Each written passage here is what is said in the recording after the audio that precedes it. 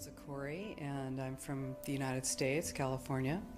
And my topic, what I speak about, is one of the most vitally important issues of our age, and that is United Nations Agenda 21, Sustainable Development. It is the inventory and control plan. Inventory and control of all land, all water, all minerals, all plants, all animals, all construction, all means of production, all food, all energy, all information, and all human beings in the world. And this is a plan that was agreed to by 179 nations back in 1992. It's a United Nations plan. It's called the Agenda for the 21st Century. And so many of us around the world think that, well, sustainable development, it just sounds so great.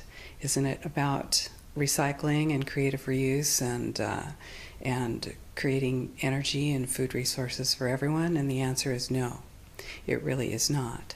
It's about moving populations into city centers, concentrated city centers, and clearing them out of the rural areas.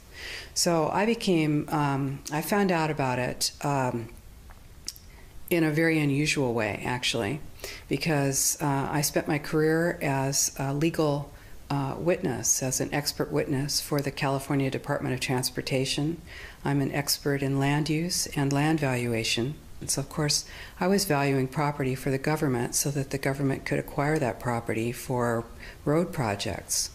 And what I found about 10 years ago, or 10 or 13 years ago, was that land actually, it was very difficult to say what it was worth because you couldn't know what people could do with it because they were being restricted from using their property.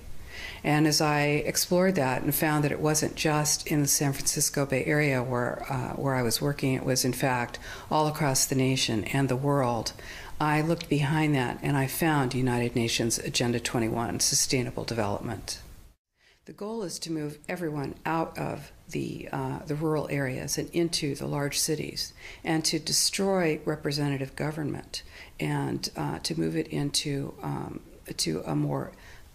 to government by unelected boards and commissions. Now here in the EU, of course, you've already moved to that position, where it's an erasure of jurisdictional boundaries, an erasure of national boundaries.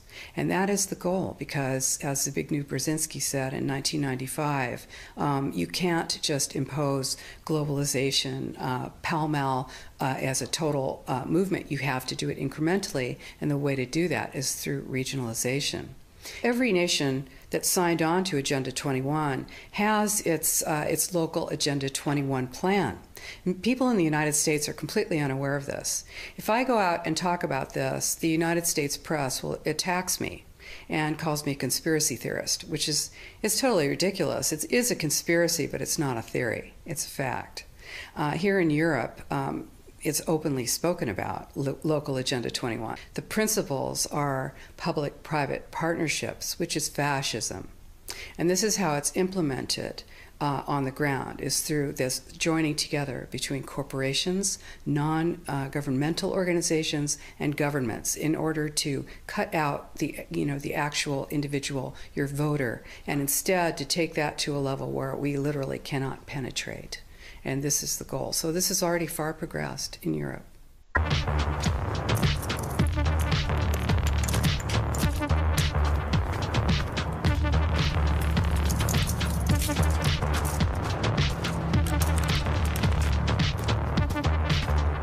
Hey, tu sais que c'est ma bagnole qui est en train de défoncer là? Désolé, je me suis évadé de Drancy. J'ai piqué ce fourgon de merde qui avait plus de frein et je suis venu réfugié ici. T'es réfugié. On t'a mal aiguillé, mon gars. Ici, c'est pas Monaco, c'est Bagdad.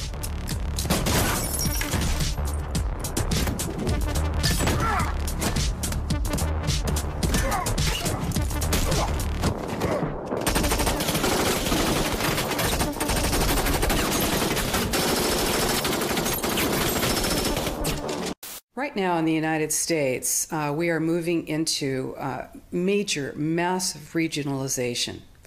The United States has 50 states, and it's divided into cities, counties, and states, and then the federal government. Instead, Agenda 21 is top-down. It's global, regional, neighborhood, and none of those positions is elected. Now, what this truly means is if you tell people that they have to build only smart growth, high-density development in an urban center, and then no development, no buildings, no residential, no commercial can happen outside of that very, very concentrated area, then what do you have? You have a concentration camp of the future. This is exactly what it looks like. And you see, it's very much more subtle and much more sophisticated than it was when the Nazis were doing it. You are not going to get thrown on a train car. You'll have your family well monitored. You will have your energy restricted. You will have your school service cut, your sheriff service cut. You will find that you are not able to get your goods to market, and then you have to move into the city, and then you will move into this high-density development that is subsidized with our property tax dollars, and pretty soon you will have the Wildlands Project, which is predicated on moving people out of the rural areas. And this is how it happens. So, you know, people say, well, hey, nobody's getting me off my land. Well, it's very easy. You know, no one's going to come to your door with a gun, but they will move you off your land, and you will be in the cities, and those cities will be full capability of surveillance, monitoring, and control. These buildings, these high-density buildings, are being built with a concept of eyes on the street.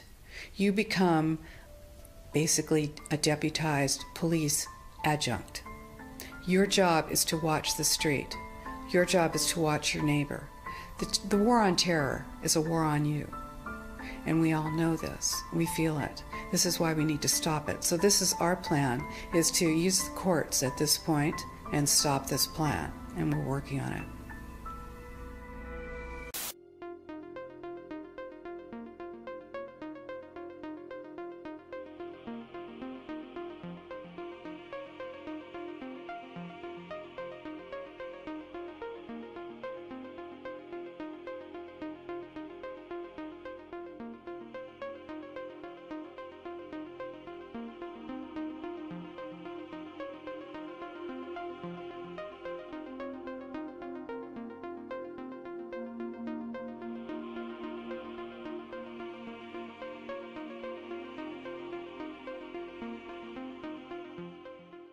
Smart meter is part of a much bigger picture and a much bigger design. A two-way transmission device that ties into the larger smart grid plans that are being built out across the world. Ce réseau entièrement pilotable, c'est le réseau intelligent, aussi appelé Smart Grid, la combinaison d'équipements informatiques et électroniques pour piloter le réseau électrique. L'élément essentiel à ce système, c'est votre compteur électrique qui devient communicant. Grâce au Smart Grid, on pourra détecter une surtension liée à une trop forte production et y apporter immédiatement la meilleure solution. Soit en activant le fonctionnement d'appareils électriques, votre chauffe-eau par exemple, soit en passant un ordre de stockage à la batterie de votre véhicule électrique. En cas de sous-tension, ce même compteur donnera un signal de réduction temporaire des consommations du client. Cette nouvelle technologie dessine le profil des réseaux de demain.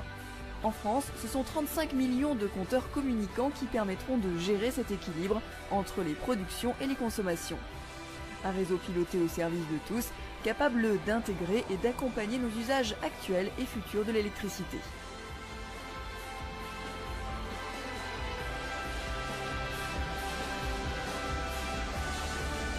The definition of a smart grid is a wireless system that will fundamentally turn every single appliance in your home into the equivalent of a transmitting cell phone. That's every Every computer, every television, every furnace, every air conditioner, every coffee machine, every printer, every single appliance that you have in your house will eventually, in a smart grid, have an antenna that's embedded into it that will transmit your usage data to a smart meter on the outside of your home that will then transmit your usage data to another tower receiving that usage signal that will then go to the utility company for supposedly billing purposes.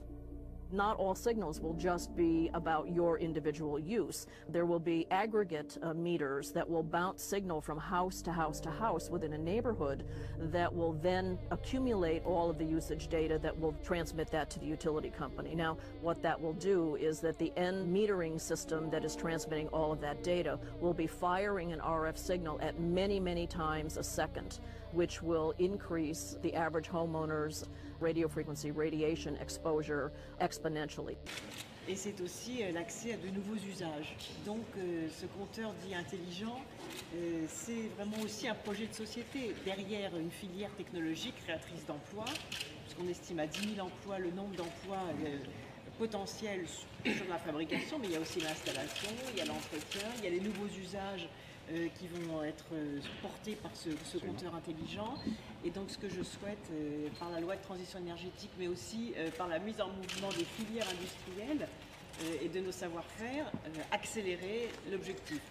Notre objectif, là, c'est 3 millions de foyers donc équipés en 3 ans. On va essayer d'aller plus vite, puisque normalement 80% des foyers doivent être équipés en 2020. Normal cell walls, fairly separated and looking healthy. So after 2 minutes of exposure in front of the smart meter at about 1 foot away, we see a totally different story. Sample 1, you can see a lot of degradation in the cells. The cell walls have been broken, and you see changes in the cells which are called mycoplasma. It shows a mutation to the cell.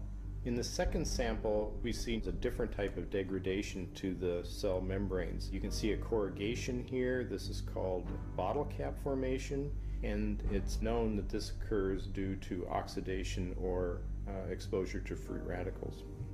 So this third subject, when we did her sample, she had to be pulled away from the meter after 45 seconds because she complained about an increasingly severe headache. And here you see a phenomenon called rouleau, where the red blood cells are stacking up, which makes it very difficult for the blood to deliver oxygen to the tissues as they would be their normal function.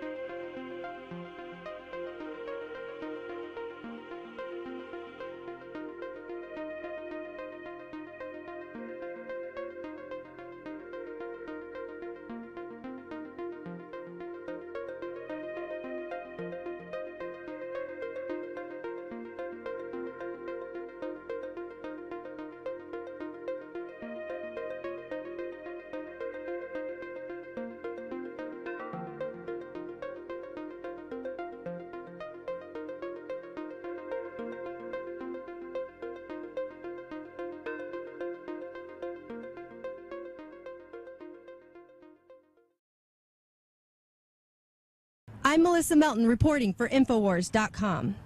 As Agenda 21, the United Nations plan to take control of the world from the local level up, grows across America under the guise of the Green Movement, our national sovereignty, our personal freedom, and our very way of life is under attack. What is Agenda 21 for new listeners? Why is it important? And what are the new big developments? I mean, is it safe to say the battle is joined right now, Rosa? For people who don't know what Agenda 21 is, it's not what is Agenda 21, it's almost what isn't. It is the blueprint, it is the action plan to inventory and control all land, all water, all plants, all minerals, all construction, all animals, all means of production, all energy, all information, and all human beings in the world. It is a completely comprehensive plan. It's global, and it's implemented locally. Agenda 21 highlights include the destruction of the family unit in the name of sustainable development, with people being forced to live in tight, compact cities and high-rise stack-em-and-pack-em apartments no bigger than this 16 by 16-foot space. This map, entitled Simulated Reserve and Corridor System to Protect Biodiversity, illustrates how the UN's Agenda 21 plan would work in the United States. Under this takeover, all personal property rights would cease to exist. The red zones, which make up the map's majority, will be mandated for little to no human use. The yellow zones are buffer zones for highly regulated use. Only in the scant green areas is any normal human use allowed. The tiny black dots are the dense megacities, where transportation will be tightly controlled, freedom will be restricted, and people will be packed in like sardines, living in tiny 275 square foot units amounting to little more than jail cells, all in the name of saving the earth. Les buts globaux de l'ONU sous la loupe. Le 25 septembre 2015, les Nations Unies ont publié sous le nom de Agenda 2030 les 17 objectifs qu'ils veulent atteindre au cours des 15 prochaines années.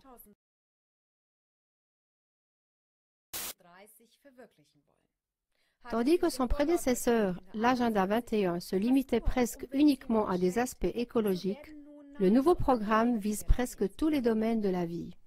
Même si l'Agenda 2030 donne l'impression positive qu'il s'agit de prospérité, de paix et de justice sur une planète saine, en y regardant de plus près, on s'aperçoit cependant que tout n'est qu'un nouvel ordre mondial pour réduire tous les peuples en esclavage. Et voici en grande ligne les outils prévus. La centralisation des banques, l'abolition de l'argent liquide pour s'assurer un contrôle total de toutes les relations d'affaires, l'approvisionnement en nourriture régulé globalement par une minorité, surtout avec quelques grands groupes qui emploient principalement le génie génétique, l'interdiction de toute tentative d'autarcie, la suppression des contrôles nationaux sur les infrastructures et les ressources, en particulier les terres et l'eau, à force de privatisation dictée par le FMI, comme on le voit déjà actuellement en Grèce.